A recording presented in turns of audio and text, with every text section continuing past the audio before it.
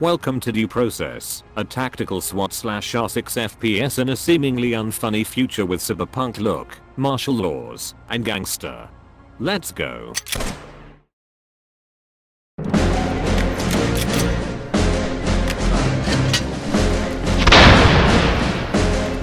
Hey Doc.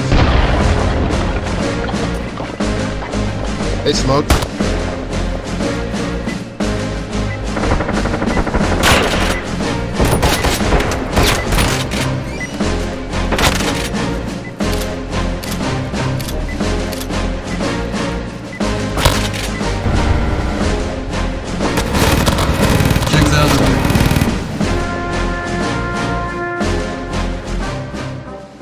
The game is developed by Giant Enemy Crab and published by Annapurna Interactive. It runs on Unity and it's optimized, except when you join a game, it's bug. The game is in beta, but to get it, you'll have to go through the official website, and it costs $20. It's an FPS SWAT, or police against thieves, but the policemen are in fact a private military company called Argus, armored policemen who are hired to impose martial law which will last for a very long time, and thieves are gangsters not very happy with this martial law, and therefore decide to do the demolition men on civil places. Argus are equipped with the best weapons on the market with the latest technology, while the gangsters are apparently equipped with relics from the past. But we'll see about that later.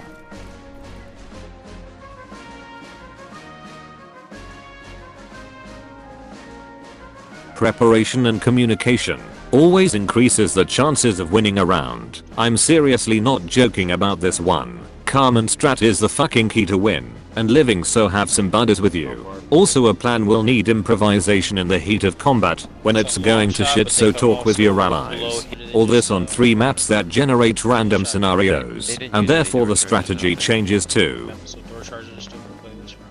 Speaking of which, it's 5v5 bomb attack slash defense, 6 rounds in cause law, 9 in rank. The attackers have 2 minutes to defuse the bomb. Even if they killed the whole opposing team, they have to defuse it. Note that it takes 10 seconds to defuse the bomb, and that the progression will not be reset to 0, so take advantage when you have the opportunity. The defenders. Do I really need to explain? Good job. Nice. But before all that, you have 1 minute 40 to prepare a plan and to equip yourself. Both sides have a map that can look at the map at any time, and above all, draw on it to make action plans and move the icons of you and your allies. And in combat you have a lot of ways to get in, defend in the building, and put prunes in the eyes of your neighbors with some tactics like play with light and make the enemies blind by imitating Bravo 6 with entrances and cleanups what way, or that the attackers play the ground is lava and it's slowed down with Molotov and barbed wire.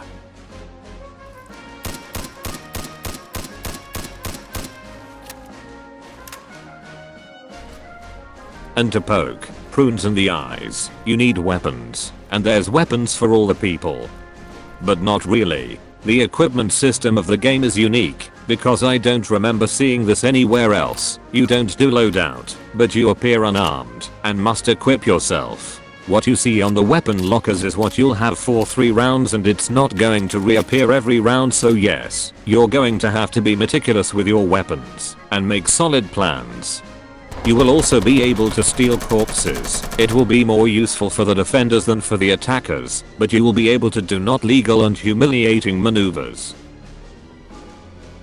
Moving on to weapons slash gadgets, the difference between Argus and cyber gangsters and aiming mode. You have 3 aiming modes. Hip fire, which I find absolutely horrible except for shotguns. The ads you all know. And a third one called brace mode.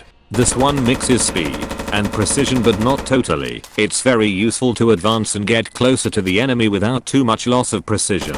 And there is laser to help on almost all weapons.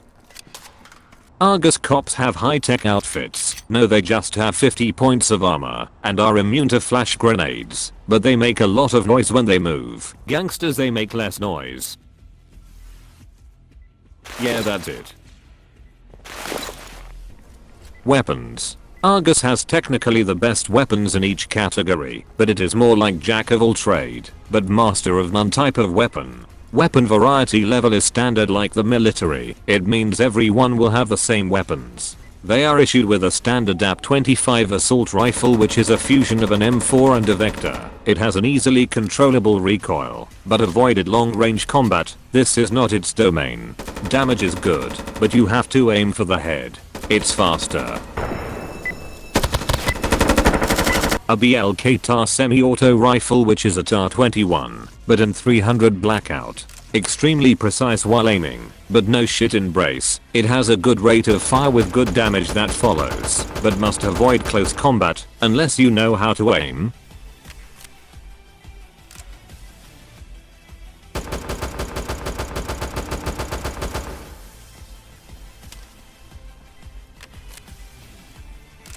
Assault shotgun is the best shotgun, I think.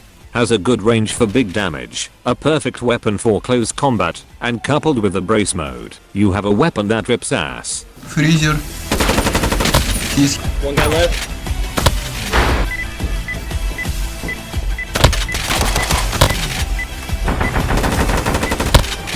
oh,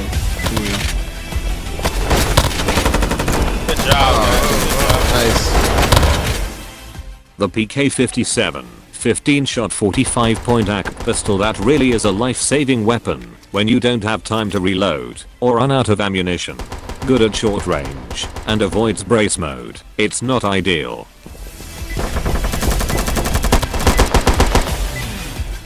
And one of the attacker's special weapons, the sniper rifle with integrated night vision. SAB 7 shots in 3206 SAB. SAB 4 SABO. This thing hits like a truck and one shot in the head, all with integrated night vision. But you only have one, and it's really for long range and in dark area. The brace mode is a side sight, but it eats half of the screen.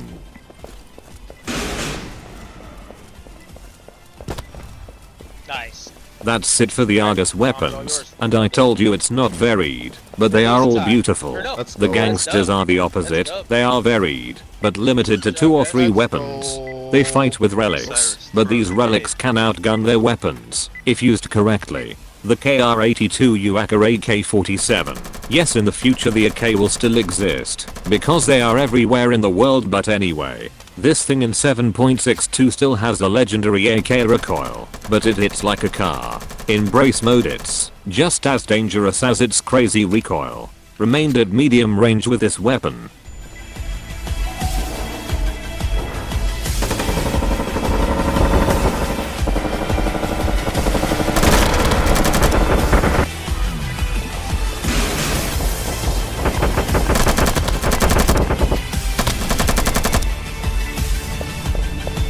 Hey, one's upstairs. Hey, Gouda, one is on that stairs. One was on that stairs. Never mind. The Grubber 5 or MP5K is a machine gun that is accurate, but absolutely not powerful even with its rate of fire. Even the description of the weapon says to aim at the head, and since it does not have a lot of recoil, so no excuse. Do not hips fire with it, but only ADS and brace mode. Oh wait, he doesn't have a laser. Good luck. Mac 11. Do I honestly need to say it's a Mac 11 and patity et patata? On the other hand, it took bigger bullets and mixed it with a firing rate of an MG42. The life points disappear very quickly. Brace is much more useful than the aiming, and she had recoil. A lot of recoil. check the other way. The ING MAR-57 is an automatic rifle that specializes in long range, but it's a medium rifle because the bullets go into a twist. but it's still a 7.62 NATO rifle, so the damage is there, but avoid close combat. It has no laser for the brace mode and its rate of fire is low. Now, the Marseillaise please.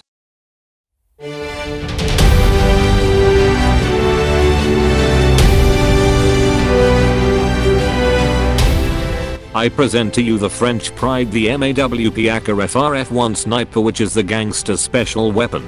Bolt action rifle that makes a one shot in the head and does enormous damage to the body. Single shot in the chamber, that's 9 shots in total. 9 shots that must hit the bullseye.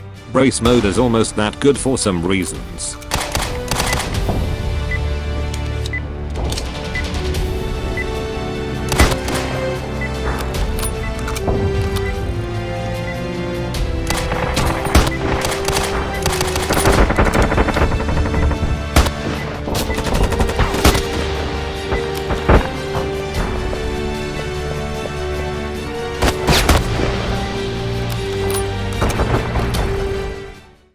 F1 Legris. I read the fat one for a while, but let's move on. It's a 10-shot semi-auto that I'm not sure if he can one shot in the head, but it's very precise and not made for the brace mode.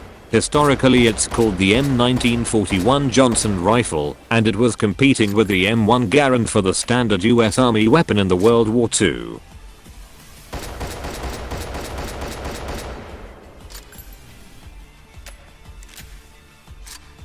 Auto shotgun, or called Kernerfucker, but I call it Perlin pin powder because yes, it's scary. It has an animation that says I'm going to fuck my enemies and spill blood on the walls, but it does little damage, but 20 shots with a good rate of fire. Use the brace.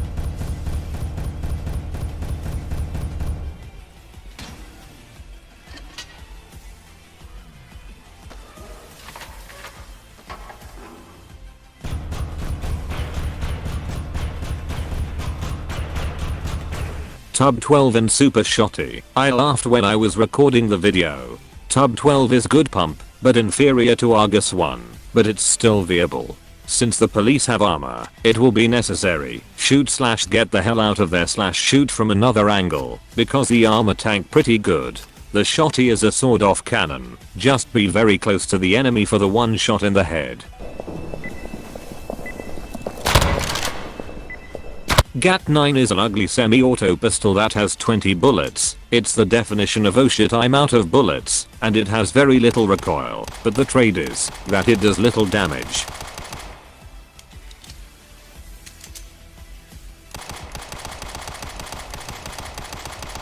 The LS45, the pistol, that's a nice description, but actually sucks. It's an M1911 disguised as an M9 Beretta pimped. This thing's got 7 shots, and 7 shots that'll go off really fast. I advise you of aiming. The brace mode is not very good for this weapon. That concludes the weapons deal, and we'll move on to how to get in and attack/defend the building. On the map there are colored lines for the doors/windows, red, blue, and green. Red, this is 4 doors that have to be exploded with explosive charges. You have 3 in total. 2 for doors, and 1 for walls/doors, and 2 detonators that have to be pressed 3 times to explode the charge. If you are too close you may die. Blue, the windows/windows. You can get through if there are no bars. Green, classic doors. For attackers, the doors are locked, so you will have to kick or shotgun into the lock, but there are some open doors. And for defenders, just push a button. For Argus Gadget, has a ton of flash, 2 frag and 4 smoke, and are provided with night vision if the team decides to attack the light. The frag are powerful and has a big area of effects. The smoke is a smoke dome, and the flash, it's ultra dangerous. It flashes for a long time, and if you don't look at it but you're close, it has a concussion effect. Basically you're stunned. The defenders have Molotov/flares and barbed wire. There you go. Molotov to stop them coming into an area, and barbed wire to slow down, and flares to light up an area in the shadows if there's no light.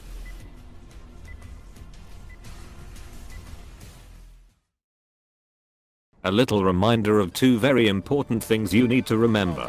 The game is in beta and may have bugs. It's much more stable than AAAs and the devs are listening, so be patient. The second, communicate with your teammates. It's the best way to succeed in a round. Even if you fail, you will let the salt flow very quickly and you will come up with better plans. Thank you for watching this first presentation, and a little cuckoo to the person who presented the game and who could not participate. See you soon.